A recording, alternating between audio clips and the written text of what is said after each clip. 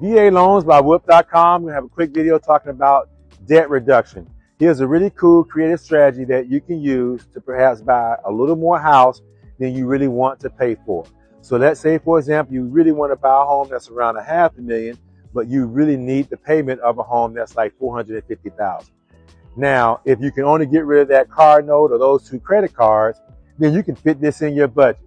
You can do what's called debt reduction with a VA loan. That means, let's say hypothetically, this is the ideal situation. You see a house that's $500,000.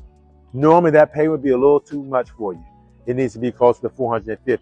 But we're going to negotiate with that seller. This house is listed for $500,000. Let's say it's been on the market for 100 days. This typically doesn't work if the home has just hit the market, okay? It's normally when the house has been on the market for a significant amount of time, and significant meaning that more than the average days on market for comparable homes in that area. You can negotiate more aggressively.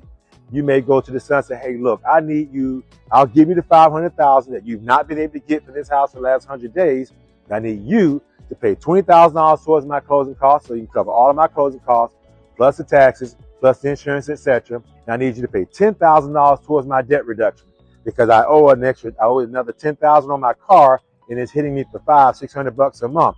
And if I can get rid of that, I can now afford this $500,000 house that I really want.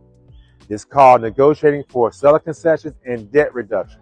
A lot of agents think you max out at 4, but what they don't know is that much of the math is not factored in that maximum of 4%.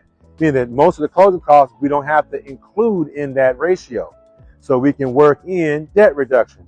You want to learn more and you are a realtor, give me a shout. Whip.com, you catch my information there. Let's set up a Zoom call, share screens. If you are a client, give me a call. Let's set up a Zoom call. Let's share screens. I can look at your report with you. You can see what I see. Let's figure out how to think it through and get you into a new home. Talk to you guys soon, baby.